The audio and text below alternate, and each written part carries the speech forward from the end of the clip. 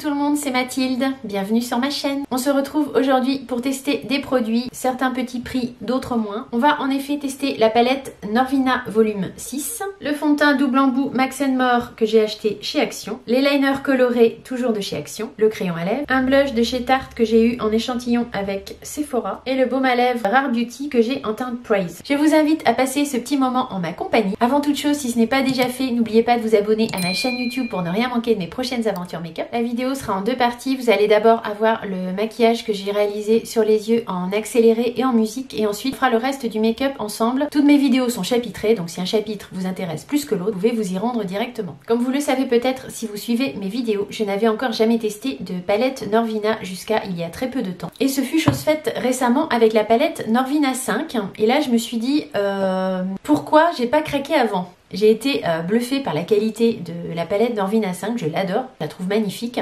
Alors quand j'ai vu la Norvina 6 arriver, j'étais vraiment très tentée, donc j'ai craqué. C'est une palette qui plaira pas à tout le monde parce qu'elle est quand même particulière, vous allez voir. Donc le packaging, il se présente comme ceci, elle est très qualitative. C'est une palette qui est vendue 70 € en prix plein sur le site de Sephora. Alors elle est également vendue sur le site de Beauty Bay et sans doute d'autres sites, j'ai pas fait le tour, mais vous pouvez la trouver sur plusieurs sites make-up. Voir éventuellement comparer les prix et les éventuels promotion qu'il peut y avoir sur les différents sites. Concernant la palette en elle-même, le packaging est en plastique. Je trouve le packaging très joli. C'est du plastique très qualitatif. Quand vous l'ouvrez, vous arrivez sur cette Color Story. Elle est composée de 25 fards à paupières, majoritairement des fards mat. Vous avez tout en haut des lumineux. Ici, vous avez un fard blanc très lumineux et les 4 fards là de la rangée du haut, ce sont des fards métallisés ou duochrome. Chaque panne fait 1,8 g, donc c'est quand même assez conséquent. Vous aurez les swatchs soit en incrustation ici. De toute façon, je vais faire un reel sur Instagram, donc je vous mets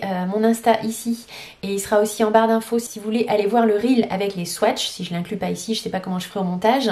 En tout cas, il sera sur Insta, c'est sûr. La pigmentation des fards est exceptionnelle, hein. C'est des pigments pressés, c'est pas vraiment des fards à paupières, ce sont des pigments pressés. La palette est made in China, mais alors finalement, est-ce que ça a vraiment un lien avec la qualité? Parce que je peux vous dire que la qualité de ces fards là est exceptionnelle. La pigmentation est extraordinaire, ils sont pas trop poudreux, ils se travaillent très bien. Là je parle des mats. Après pour ce qui est de cette rangée de fards, ce sont des fards un petit peu différents.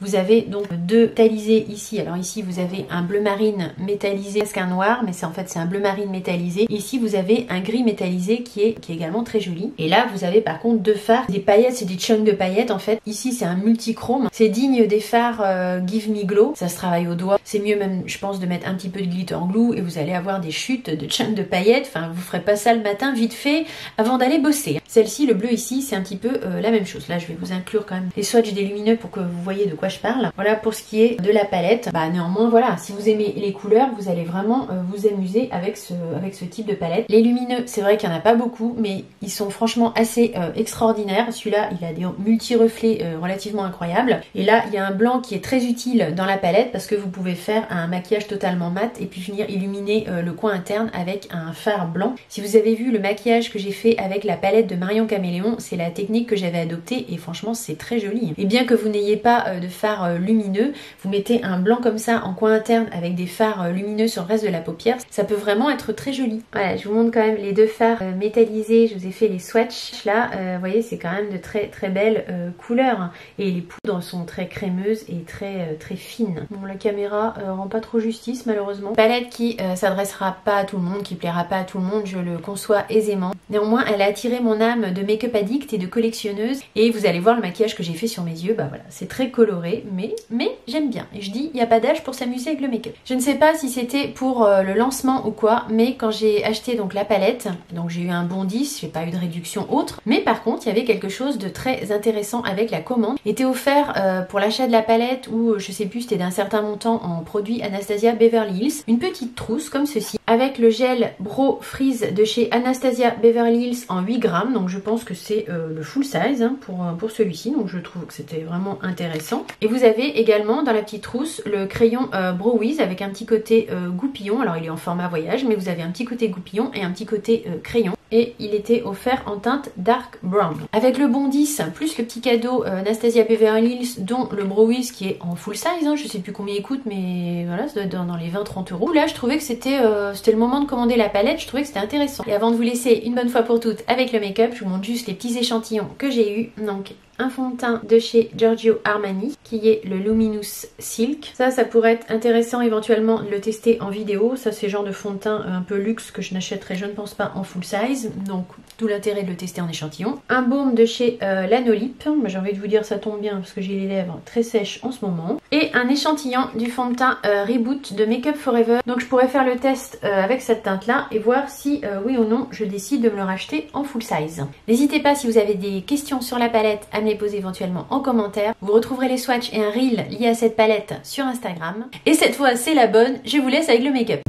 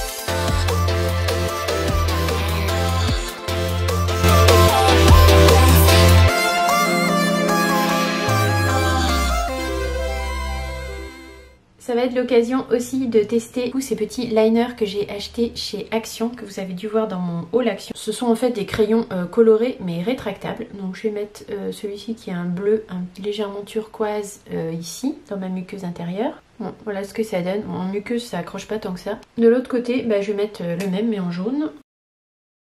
Ça accroche pas hyper bien sur la muqueuse, mais bon voilà, le résultat final on voit quand même qu'il y a du crayon. C'est peut-être plus pour un trait de liner classique en ras de cils inférieur ou supérieur. Là c'est vrai qu'en muqueuse c'est pas évident de voir la tenue. Mais il tient quand même, il accroche quand même un petit peu. Ça me donne quand même l'effet escompté. On va maintenant tester ce fond de teint double embout que j'ai trouvé chez Action. Il y a un côté base ici et de l'autre côté donc c'est le fond de teint en stick. J'ai pas eu trop le choix dans les teintes, donc là c'est la teinte Warm Sand. Je vais commencer par appliquer la base. J'ai juste mis une crème de jour auparavant. Je vois pas trop d'effet spécifique. Je vais l'étaler un peu au pinceau. Il y a un effet un petit peu soyeux sur la peau quand même. Peut-être légèrement flouteur de pores. On va appliquer maintenant la partie fond de teint. Alors c'est un fond de teint qui se veut mat, d'après ce que je vois. Je l'étale avec un gros pinceau comme ça, vous savez, c'était les pinceaux un petit peu brosse qu'on voyait beaucoup à un moment donné. Je dis pas de bêtises, celui-là j'ai eu chez Action aussi, c'était dans un set il y avait 4 ou 5 pinceaux. Et ils étaient pas chers du tout. J'avais peur d'un effet de matière important, mais pour l'instant j'en ai pas. J'ai pas trop de couvrance non plus, mais je vais en remettre un peu. Bon, c'était le livreur DHL pour les bijoux Anna Louisa, ils m'ont envoyé des bijoux. Je vous ferai une vidéo bientôt là-dessus, je suis super contente, j'ai hâte de déballer le paquet. Fermons la parenthèse. Ben, il est pas mal, hein. Écoutez, franchement, je suis assez surprise de l'effet du fond de teint. Je m'attendais pas du tout à ça. J'avais un peu peur d'un effet de matière. Très honnêtement, une fois bien étalé, je trouve qu'il a un rendu quand même assez naturel. Il a une couvrance légère à moyenne, mais que je trouve quand même correcte. Je suis agréablement surprise. Il est vraiment facile à étaler. La couleur, j'avais peur que ce soit un petit peu foncé pour moi, mais en fait, ça va. Je suis assez bluffée par ce fond de teint. Si vous trouvez ça dans votre action, allez-y, foncez, il doit coûter dans les 3-4 euros, j'ai plus le prix mais ça doit être dans ces eaux-là. Je suis très agréablement surprise par ce produit. Je vais même pas le poudrer en fait parce que je pense que c'est pas nécessaire. Je vais appliquer maintenant le crayon à sourcils de chez Anastasia, donc le Brow Wiz. Dans la petite pochette cadeau, il était envoyé en teinte dark brown. C'est plutôt sympa parce qu'il y a la petite partie goupillon, même que ce soit un petit format voyage, vous avez le goupillon d'un côté et le crayon rétractable de l'autre. Les crayons à sourcils Brow Wiz d'Anastasia Beverly Hills, ils sont vraiment très très bien, hein, mais après on peut trouver des dupes, j'ai envie de vous dire, pour des prix bien moindres. Par exemple les crayons de chez Yves Rocher, ils font tout à fait le job et ils concurrencent assez bien je trouve. Ce type de crayon de marque beaucoup plus cher. Parce qu'en full size, ça je sais plus combien ça coûte, mais on doit pas être loin des 30 euros quoi. Je crois. Et on va tester du coup le Brow Freeze qui est en fait une cire à sourcils.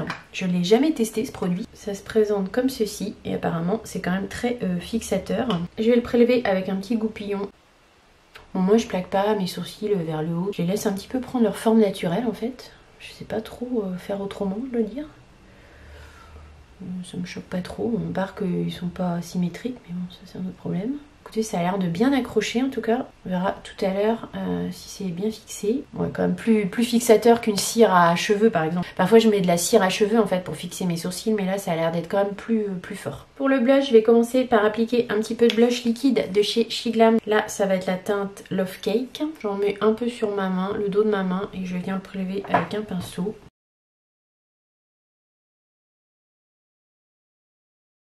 Par-dessus, je viens mettre le blush de chez Tarte que j'ai eu en échantillon aux journées Gold Sephora. C'est le fard à joues 12 heures en argile amazonienne et c'est la teinte Exposed. Quand vous enlevez le plastique, ça se présente comme ça.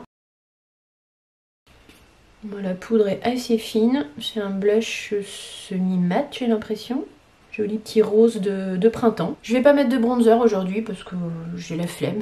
Par contre, je vais mettre un petit peu d'highlighter et pour ça, je vais prendre la palette de chez Hourglass, donc celle-ci, la Ambient. Et je vais venir prendre cette teinte-ci tout simplement.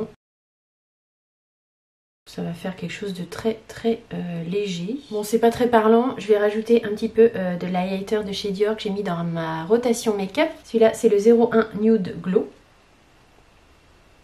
Voilà, là, c'est de l'highlighter. La palette Hourglass, je pense que ce sont plus des poudres de finition en fait. Après, vous pouvez les mettre en poudre claire ici pour illuminer, mais c'est pas vraiment des highlighters. Vous savez quoi, j'ai oublié de mettre de l'anti-cerne. Vous me l'avez pas dit, hein, vous me l'avez pas dit. Je vais prendre le format voyage ici de Estée Lauder qui est dans ma rotation make-up.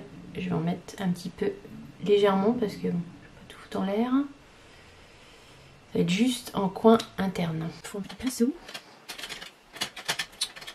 J'ai sali tous les pinceaux. Je vais prendre le Sephora Pro pour appliquer ça. Parce que vu comme mes yeux sont quand même bien colorés aujourd'hui, hein, on peut pas dire l'inverse là, il faut pas que j'ai le dessous d'œil fatigué. C'est réparé. Je vais le poudrer un petit peu avec ma poudre Beauty Amplifier de chez Sephora qui est dans ma rotation make-up. Je vais venir contourer mes lèvres avec un crayon nude Max & More, toujours de chez Action. Celui-là, c'est la teinte crème brûlée. Alors, on ne trouve pas toujours les teintes qu'on veut hein, chez Action. Ces crayons-là sont vraiment top. Enfin, ils font bien le job pour des crayons à, je crois que c'est 0,99 centimes d'euros. Et par-dessus, je vais venir appliquer ce petit baume à lèvres de chez Rare Beauty que j'ai en teinte Praise, que je n'ai pas encore testé en vidéo. Voilà comment il se présente. C'est super confortable. La teinte est parfaite, je trouve. C'est un nude un petit peu pêche. Ça, c'est le genre de produit que j'aime beaucoup appliquer. Et là, vu comment les yeux sont chargés, je pense qu'un petit nude n'est pas du luxe. Je vous montre le résultat final. À la base, je me suis dit que j'allais enlever la couleur sur mes yeux parce que c'était un petit peu too much. Mais au final, vous savez quoi? Mais je vais pas l'enlever en fait parce que je trouve que c'est pas si mal en fait. Je vais garder ça aujourd'hui. Je vais sortir comme ça, vous voyez. Peur de rien, la Mathilde.